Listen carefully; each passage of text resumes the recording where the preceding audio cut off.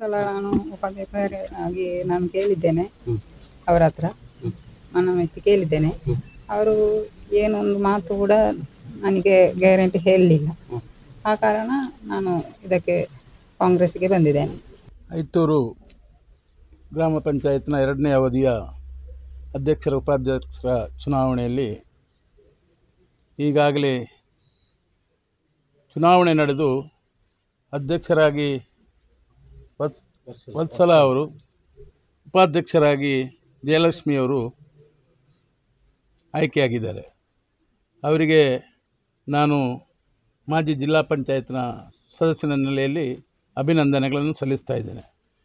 ಅದೇ ರೀತಿಯಲ್ಲಿ ಈಗಾಗಲೇ ವಿರೋಧ ಪಕ್ಷದ ಅಭ್ಯರ್ಥಿಗಳು, ಬೆಂಬಲಿತ ಅಭ್ಯರ್ಥಿಗಳು ಅದರಲ್ಲಿ ಸೋಲನ್ನು ಕಂಡಿದ್ದಾರೆ.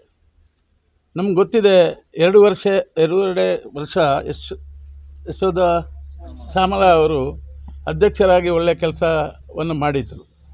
ಬೇರೆ ಬೇರೆ ಕುತಂತ್ರಗಳಿಂದ ಅವರನ್ನು ಪದಚ್ಯುತಗೊಳಿಸಿ ಪಂಚಾಯತನ್ನು ಅಸ್ಥಿರಗೊಳಿಸುವಂಥ ಕೆಲಸವನ್ನು BJP ಪಕ್ಷದವರು ಮಾಡಿದ್ದಾರೆ. ಅವರಿಗೆ ಅವ್ರದೇ ಪಕ್ಷದ ಸದಸ್ಯರುಗಳು ಅದಕ್ಕೆ ತಕ್ಕ ಉತ್ತರವನ್ನು ಕೊಟ್ಟಿದ್ದಾರೆ. ಇದನ್ನು ನಾವು ಅರಿತುಕೊಳ್ಬೇಕಾದ್ದು, ಗ್ರಾಮ ಪಂಚಾಯತು ಏನು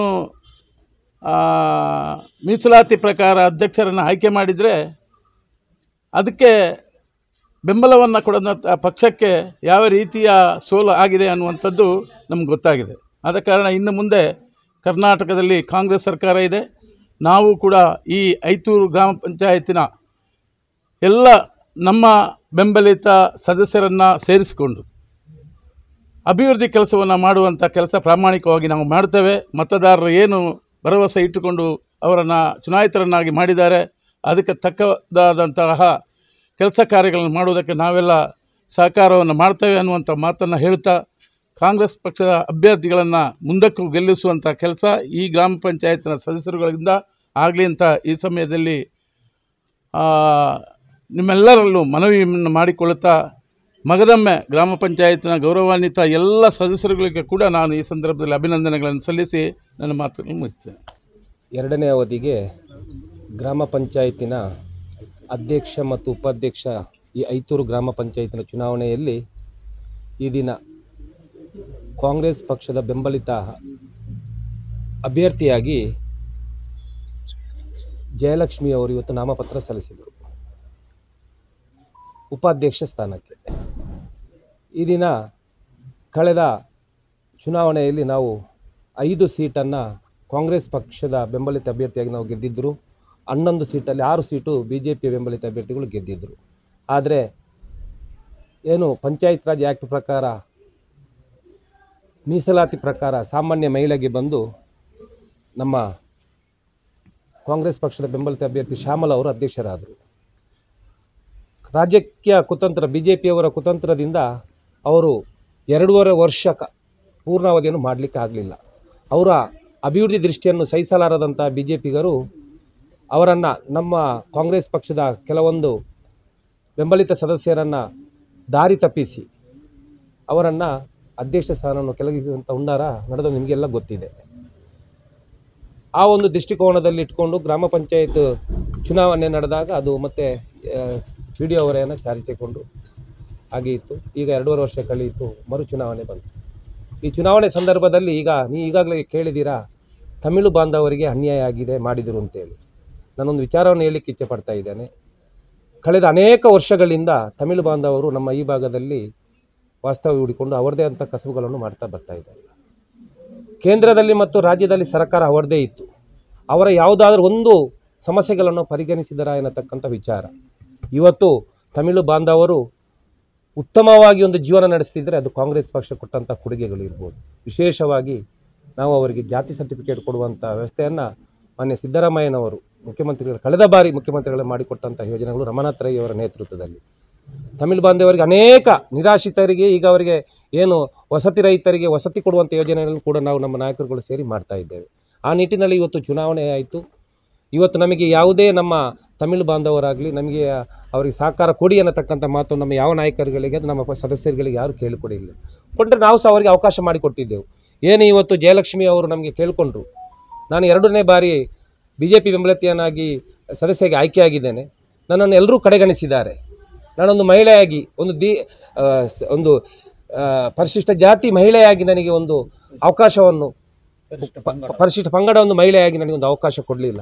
ನನಗೆ ಒಂದು ಅವಕಾಶ ಮಾಡಿ ಕೊಡಿ ಅಂತೇಳಿ ಪ್ರಜಾಪ್ರಭುತ್ವ ವ್ಯವಸ್ಥೆಯಲ್ಲಿ ಕಾಂಗ್ರೆಸ್ ಪಕ್ಷ ಕಡೆ ವ್ಯಕ್ತಿಗೂ ಕೂಡ ನಾವು ಪ್ರಜಾಪ್ರಭುತ್ವ ವ್ಯವಸ್ಥೆಯಲ್ಲಿ ಎಲ್ಲ ಜನಪ್ರತಿನಿಧಿಗಳಿಗೆ ನಾವು ಅವಕಾಶ ಮಾಡಿಕೊಟ್ಟಿದ್ದೇವೆ. ಆ ಪ್ರಕಾರ ಇವತ್ತು ಅವರು ಕೇಳಿಕೊಂಡ ಮೇರೆಗೆ ನಾವೆಲ್ಲ ನಮ್ಮ ಗೌರವಾನ್ವಿತ ಪಂಚಾಯತ್ ಸದಸ್ಯರುಗಳನ್ನು ಮಾತಾಡಿಕೊಂಡು ಅವರಿಗೆ ಒಂದು ಉಪಾಧ್ಯಕ್ಷ ಸ್ಥಾನಕ್ಕೆ ನಾವು ಸಹಕಾರ ಕೊಡಬೇಕು ಅಂತೇಳಿ ನಿಟ್ಟಿನಲ್ಲಿ ಇವತ್ತೊಂದು ಬಹಳಷ್ಟು ಒಂದು ನೊಂದ ಮಹಿಳೆಗೆ ನಾವು ನಮ್ಮ ಪಂಚಾಯತ್ ರಾಜ್ ವ್ಯವಸ್ಥೆಯಡಿಯಲ್ಲಿ ಗೌರವಾನ್ವಿತ ಉಪಾಧ್ಯಕ್ಷ ಸ್ಥಾನವನ್ನು ಕೊಡುವಲ್ಲಿ ನಾವು ಯಶಸ್ವಿಯಾಗಿದೆ ಕಾಂಗ್ರೆಸ್ ಪಕ್ಷ ಅನ್ನತಕ್ಕಂಥ ಮಾತನ್ನು ಹೇಳಲಿಕ್ಕೆ ಇಚ್ಛೆಪಡ್ತಾ ಇದ್ದೇನೆ. ಕಳೆದ ಅವಧಿ ಕೂಡ ಶ್ಯಾಮಲಾ ಅವರು ಅಧ್ಯಕ್ಷರಾಗಿರುವ ಅನೇಕ ಅಭಿವೃದ್ಧಿ ಕೆಲಸಗಳನ್ನು ಮಾಡುವಂಥ ಕೆಲಸ ಕಾರ್ಯ ನಮಗೆ ಒಳಗೆ ಬಂದಿದೆ. ಈಗ ಸರ್ಕಾರ ಇದೆ. ಮುಂಬರುವ ದಿನಗಳಲ್ಲಿ ಎಲ್ಲ ಪಂಚಾಯತ್ ಸದಸ್ಯರುಗಳನ್ನು ವಿಶ್ವಾಸಕ್ಕೆ ತಗೊಂಡು ಈ ಭಾಗದ ಉತ್ತರೋತ್ತರ ಅಭಿವೃದ್ಧಿಗೆ ಜನಗಳ ಮೂಲಭೂತಗಳಿಗೆ ಸಂಧಿಸುವಂಥ ಕೆಲಸ ಕಾರ್ಯ ನಾವೆಲ್ಲರೂ ಸೇರಿ ಮಾಡ್ತೇವೆ ಅನ್ನತಕ್ಕಂಥ ವಿಶ್ವಾಸ ಇದೆ. ಅವಕಾಶ ವಂದನೆಗಳು. ಐತೂರು ಗ್ರಾಮ ಪಂಚಾಯತ್ನ 2ನೇ ಅವಧಿಯ ನೂತನ ಅಧ್ಯಕ್ಷರಾಗಿ ವತ್ಸಲಾ ಅವರು BJPಯ ಬೆಂಬಲಿತ ಅಭ್ಯರ್ಥಿಯಾಗಿ ನಾಮಪತ್ರವನ್ನು ಸಲ್ಲಿಸಿ ಅವಿರೋಧವಾಗಿ ಆಯ್ಕೆಯಾಗಿದ್ದಾರೆ. ಅವರಿಗೆ ಭಾರತೀಯ ಜನತಾ ಪಾರ್ಟಿ ಸುಳ್ಯ ಮಂಡಲದ ವತಿಯಿಂದ ಹಾರ್ದಿಕ ಅಭಿನಂದನೆಗಳನ್ನು ಸಲ್ಲಿಸ್ತಿದ್ದೇವೆ. ಉಪಾಧ್ಯಕ್ಷ ಸ್ಥಾನಕ್ಕೆ ನಾವು ಧನಲಕ್ಷ್ಮಿ ಅವರನ್ನು ಸೂಚಿಸಿ ನಾಮಪತ್ರ ಸಲ್ಲಿಸಿದ್ದೆವು. ಆದರೆ ನಮ್ಮ ಬೆಂಬಲಿತ ಅಭ್ಯರ್ಥಿಯಾಗಿ ಗೆದ್ದಿರ್ತಕ್ಕಂಥ ಜಯಲಕ್ಷ್ಮಿ ಅವರು ಕಾಂಗ್ರೆಸ್ ಬೆಂಬಲಿತರಾಗಿ ನಾಮಪತ್ರ ಸಲ್ಲಿಸಿದರು. ಮತದಾನ ನಡೆದು ನಮ್ಮ ಅಭ್ಯರ್ಥಿಯಾಗಿರ್ತಕ್ಕಂಥ ಧನಲಕ್ಷ್ಮಿ ಅವರು 5 ಮತಗಳನ್ನು ಪಡೆದಿದ್ದಾರೆ. ಜಯಲಕ್ಷ್ಮಿ ಅವರು 6 ಮತಗಳನ್ನು ಪಡೆದು ಉಪಾಧ್ಯಕ್ಷರಾಗಿ ಆಯ್ಕೆಯಾಗಿದ್ದಾರೆ. ವಿಶೇಷವಾಗಿ ನಮ್ಮ ಬೆಂಬಲಿತ ಭಾರತೀಯ ಜನತಾ ಪಾರ್ಟಿಯ ಬೆಂಬಲಿತ ಅಭ್ಯರ್ಥಿಯಾಗಿರ್ತಕ್ಕಂಥ ಜಯಲಕ್ಷ್ಮಿ ಅವರು ಹಣ ಮತ್ತು ಹಣದ ಆಮಿಷ ಮತ್ತು ಬೇರೆ ಆಮಿಷಗಳಿಂದ ಬಲಿಯಾಗಿ ನಮ್ಮ ಪಾರ್ಟಿಗೆ ದ್ರೋಹವನ್ನು ಬಗೆಯುವಂಥ ಕೆಲಸ ಕಾರ್ಯಗಳು ಇವತ್ತು ಆಗಿದೆ. ಇವತ್ತು ಮುಂದಿನ ದಿನಗಳಲ್ಲಿ ಭಾರತೀಯ ಜನತಾ ಪಾರ್ಟಿಯ ಬೆಂಬಲಿತ ಅಭ್ಯರ್ಥಿಯಾಗಿ ಆಯ್ಕೆಯಾಗಿರ್ತಕ್ಕಂಥ ಗ್ರಾಮ ಪಂಚಾಯತ್ ಅಧ್ಯಕ್ಷರಾಗಿರ್ತಕ್ಕಂಥ ವತ್ಸಲಾ ಅವರು ಅತ್ಯಂತ ಒಳ್ಳೆಯ ಕಾರ್ಯಗಳನ್ನು ಮಾಡುವುದರ ಮುಖಾಂತರ ಇವತ್ತು ಅಭಿವೃದ್ಧಿಯ ಪಥದಲ್ಲಿರ್ತಕ್ಕಂಥ ಐತೂರು ಗ್ರಾಮ ಪಂಚಾಯತನ್ನು ಮತ್ತಷ್ಟು ಅಭಿವೃದ್ಧಿಯತ್ತ